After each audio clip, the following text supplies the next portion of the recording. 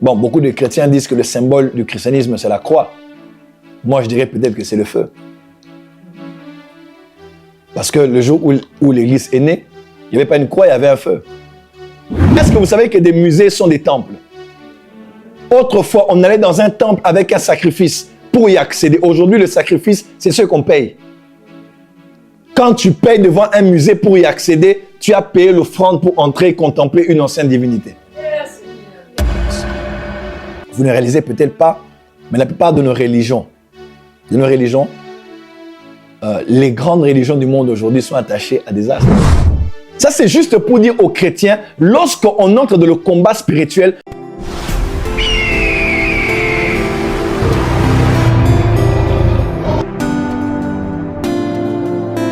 la question, Abraham a vu des étoiles.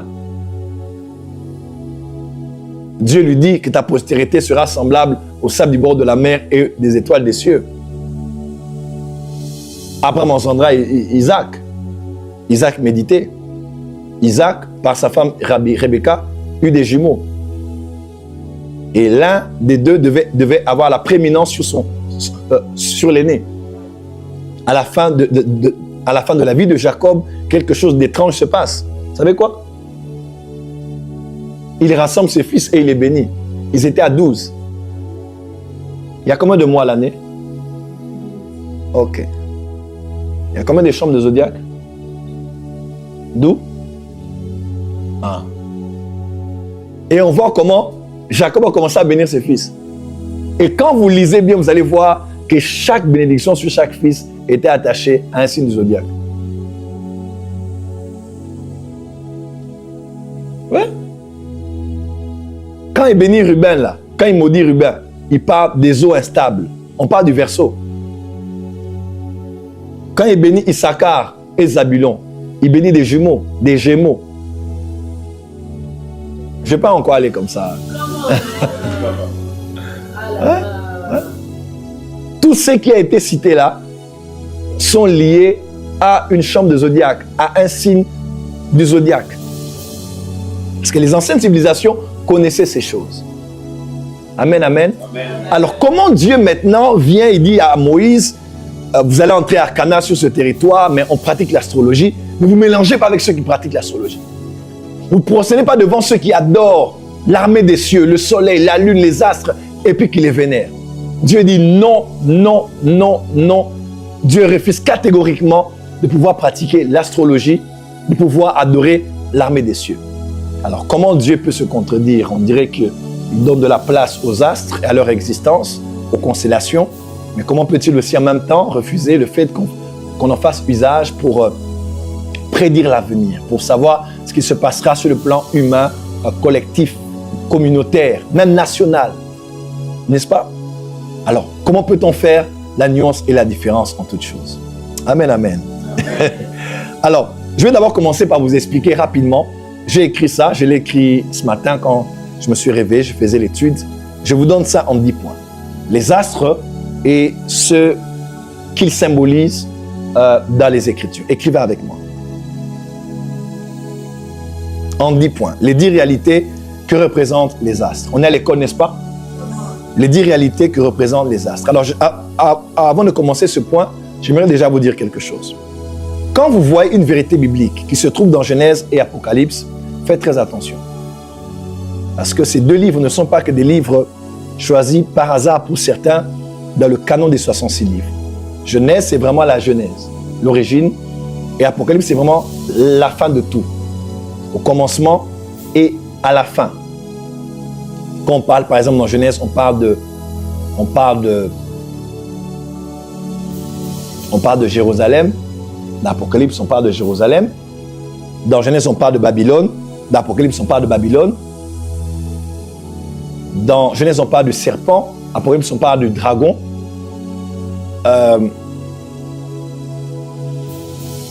Quand on parle de Dieu et son peuple dans Genèse, et on parle de Dieu et son peuple, n'est-ce pas? Il n'y aura ni soleil, tout ça, Dieu sera leur peuple.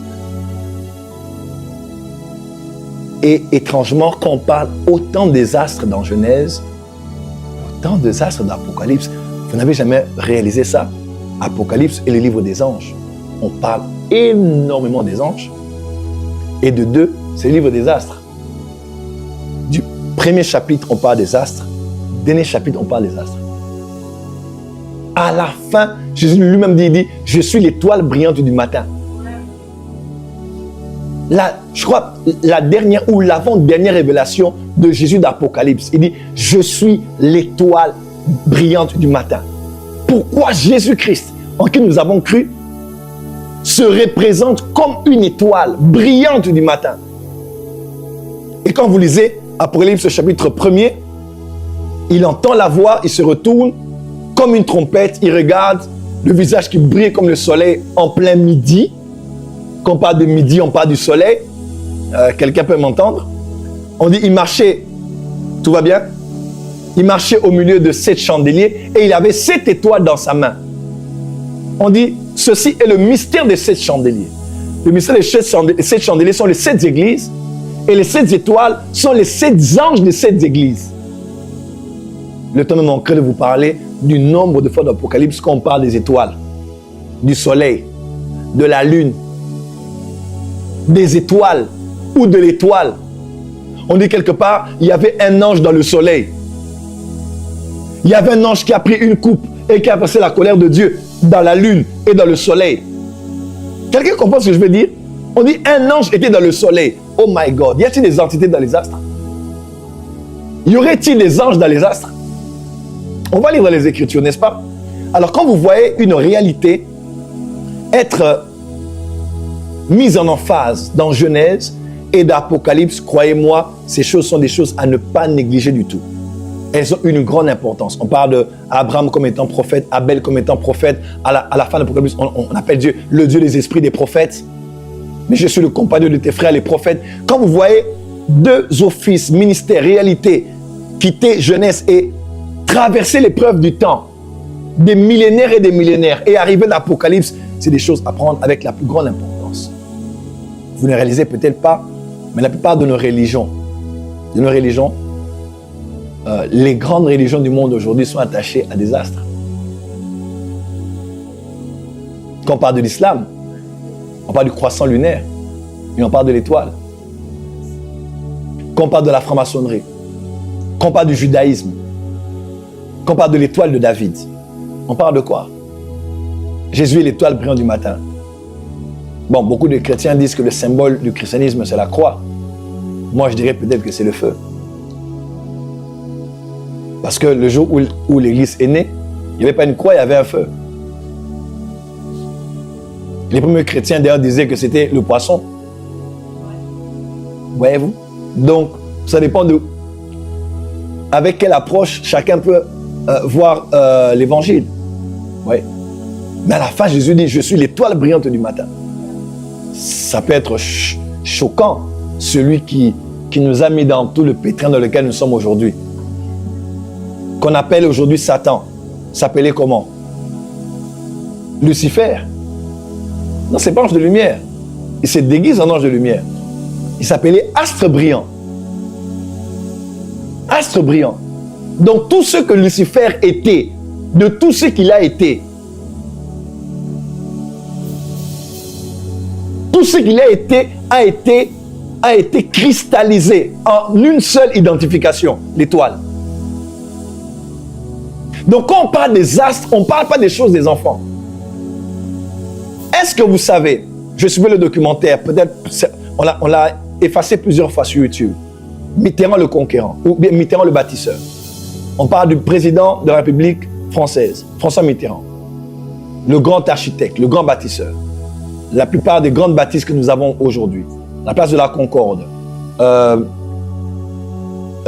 vraiment tout ce qu'on a aujourd'hui, l'Arc de Triomphe, tout ce qu'on a aujourd'hui sur Paris, ces majestueuses représentations architecturales viennent de cet homme qui a travaillé sérieusement à cela. Le Louvre que nous avons aujourd'hui. Ouais. Et ceux qui savent, savent. Ceux qui savent, savent. Quand vous êtes sur un drone et que vous regardez, c'est l'Arc de Triomphe, je pense. C'est l'Arche de la Défense. Voilà, c'est l'Arche de la Défense. Tout le monde est en train d'écrire. C'est ça. Voilà, c'est sur l'Arche de la Défense. Alors pourquoi Pourquoi un homme peut se donner autant de mal, de finir, de même pas mettre un toit, mais de mettre carrément les 12 signes du zodiaque. Et ceux qui savent, savent. Paris a été dessiné. Les derniers tracés qu'on a fait de Paris, c'est en fonction des constellations. Le musée du Louvre a été dessiné, a été orienté. Même le sommet, le triangle, c'est en fonction des constellations. Pourquoi ces hommes, les bâtisseurs, les francs-maçons, les constructeurs, ces urbanistes puissants, pouvaient dessiner les villes sur la terre en faisant un parallèle avec les astres dans le ciel? Voilà. Ça, c'est juste pour dire aux chrétiens, lorsqu'on entre dans le combat spirituel, on ne peut pas prier pour une ville sans connaître la cartographie spirituelle de la ville. Autant qu'il y a des tracés physiques d'une ville, des rues, des ruelles, des grandes routes, des autoroutes, de tout ça, il existe des lignes spirituelles sur les villes qui relient un coin à un autre, dans les coins de jonction, dans les points de jonction sont des centres énergétiques dans lesquels on a bâti des musées, on a bâti des... Est-ce que vous savez que des musées sont des temples? Autrefois, on allait dans un temple avec un sacrifice pour y accéder. Aujourd'hui, le sacrifice, c'est ce qu'on paye. Quand tu payes devant un musée pour y accéder, tu as payé l'offrande pour entrer et contempler une ancienne divinité.